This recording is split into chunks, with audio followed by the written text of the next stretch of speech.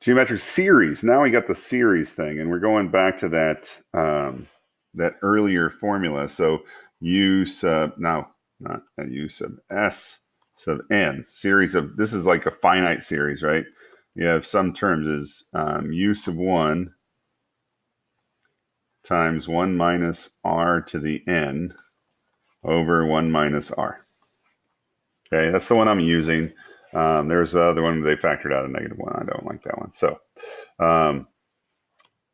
this is the proof, right? So if we have a series, we're going to add the first term, and then the first term times the ratio, and then the first term times 2 ratios, and so on, all the way down until we get the last one, which is 1 less than we had terms because we didn't multiply by the ratio here.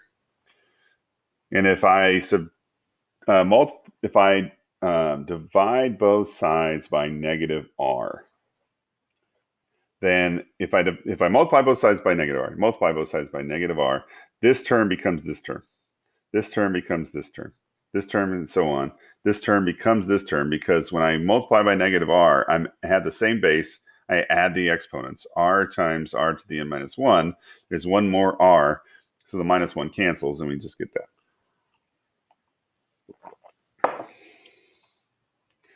So on this side, oh, we're adding the rows, right? So these two terms cancel, and these two, that's the whole point of doing -r. And we're left with this term and this term. And then we factor out s sub n on the left. We factor out a sub 1 on the right. This whole space is bothersome for me, and then we divide. So there's the proof, except for use if you're an IB student. And I put it there just so you can see it again. Write it down before we go to the next thing if you're going to be playing along. All right, so we want the sum of the first 8 terms. If we're going to do the sum of 8 terms, we're going to look at all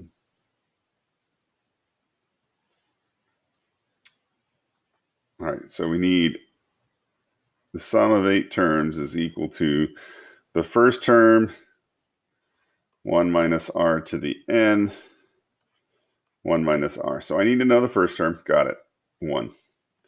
1 minus, I need to know the ratio. This is pretty obvious, right? Times 2 to the 8 all over 1 minus 2. Okay? So 1 minus 2 to the 8th. And I get 255. Hey. All right. This is it in summation. Oh, no, this is in summation notation. So we have a couple others that are going to do. So here's summation notation, right? And this, if I was going to write this one in summation notation, it would look like the sum from k equals 1 to 8 for, then we got to put the explicit rule here, right? So our explicit rule would have been 1 times 2 to the k minus 1. Remember to switch that, right? There's our rule. So in this one, our first term is going to be 1 also because you don't see it. Yep. So we're going to have the sum is 1 times 1 minus 1/2 to the 6th, because that's our n. We're going up to n, over 1 minus 1/2. Now, let's see what happens when we do that. I'm going to use the fraction key on my calculator just because I can. 1 minus alpha y equals 1/2 6th.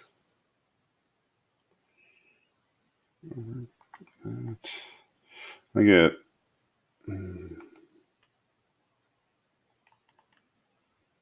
63 over 32, or 1.96875. 63 over 32. Let's see if they have the answer. Yep. That's what I got to. Okay. And then for the last one, here our first term is 2. So we actually have something a little bit more interesting, and I'm multiplying by 1/2. So That's my common ratio. So this looks similar here, except we have 2 times 1/2 to the, this is almost the same thing. It's kind of boring. Anyway, okay, so the sum of k equals 1 to 6, 2 times 1/2 to the n k minus 1.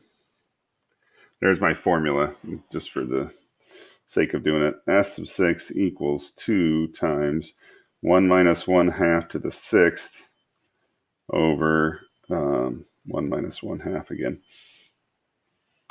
Now, remember, you also have that summation. If you hit alpha window, you can bring up the summation thing. And you could type it in if you have it, or if you can at least reasonably get to it.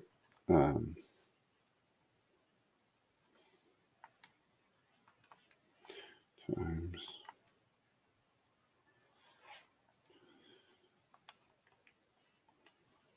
I got 3.9375, which should be 63 over 16. Is that what I got last time? No, can't be what I got last time. Obviously not 3 point whatever. Okay, sorry kids, I don't know. 63 over 16, hey. Okay. Now, all the sums we've done so far are partial sums because we have to stop somewhere. We go up to 6, we add up to 8, we add up to whatever. But what happens if we try to take a sum of all of the geometric sequence? We add the whole sequence up. Well, that only works if we're adding smaller and smaller bits. So some of those work. If our common ratio is between -1 and 1, right? If the absolute value of r is greater than 1, it diverges. If it's less than 1, we say that it converges. And the reason we would do that is if we start thinking about, like, okay, we start with 4, and then we get 2, then we get 1, and then 1/2, then 1/4, then 1/8, then 1/16, then 1/32, and then 1/64, and 1 over 128, and 1 over 256. And we keep going, right? This fraction keeps getting smaller and smaller and smaller and smaller and smaller and smaller. It'll never get to 0, right? We hopefully recognize the exponentiality of this, and we know that we're coming through, and it just gets closer and closer and closer and closer. Never touches, right? And so it'll never get to 0, but we're adding up such little pieces that all we're end up doing is going out to like the 15th decimal place or the 16th decimal, and we're not really affecting the sum in a large way. We're not adding pieces that are going to really rack up value to the sum. So what we say is it's going to converge when we have exponential decay, really, when we know that the limit approaches 0 as we go off to infinity. As we go to infinity, if the limit of the function is approaching 0, then the sum will have a different limit. So the sum of an infinite series, because when we look at this, if we go back to this u sub 1 minus r to the n over 1 minus r, because this value gets so small, or so r to the n, it gets so small because we have like 1/2 to the 18th power and 20th power. This doesn't matter anymore. We're not subtracting anything enough to worry about it. So this approaches 0. Doesn't actually get there. It approaches 0. And so then we're just left with u sub 1 times 1 in the numerator, which is just u sub 1.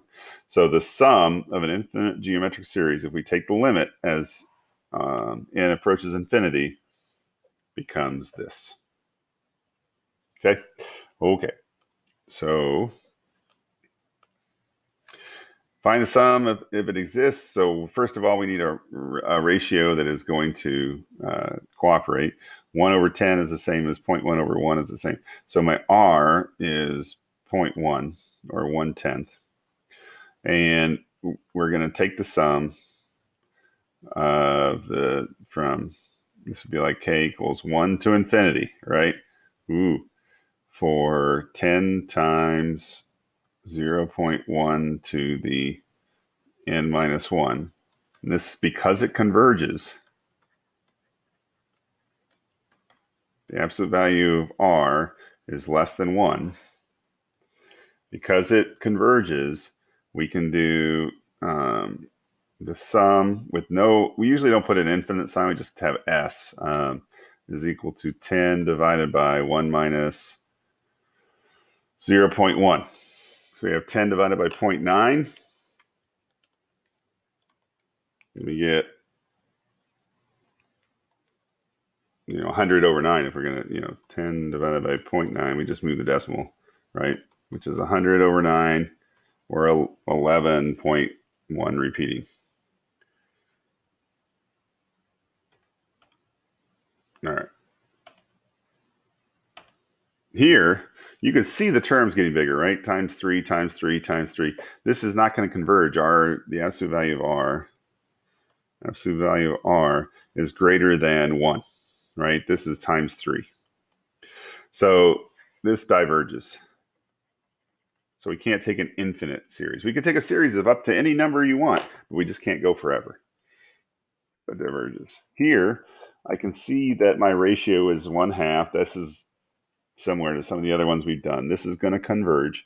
What we want to be careful about is what's up here, because I could be a jerk face and put a negative in there to flip the common ratio. And if I did that, then it wouldn't converge anymore. So be careful about that. But in this case, it doesn't. So it does converge. Absolute value of r is less than 1. So we would take our first term. So I plug in 1. This is 1/2 to 0. I get 1 over 1 minus 1/2. I get 2.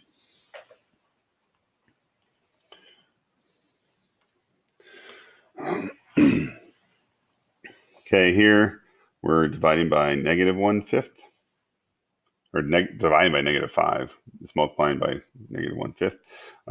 So we're going to have 25 over 1 minus negative 1/5, which is the same as 25 over, this is like 5/5 plus 1/5 is 6/5, which is 125 over 6. And then here, this is bigger than 1. We don't have any reflection or anything, so we're going to say this diverges. Okay. All right, kids, that's it. I hope you guys have a great week with geometric sequence and series, and send me an email if you have any questions. I gotta edit this.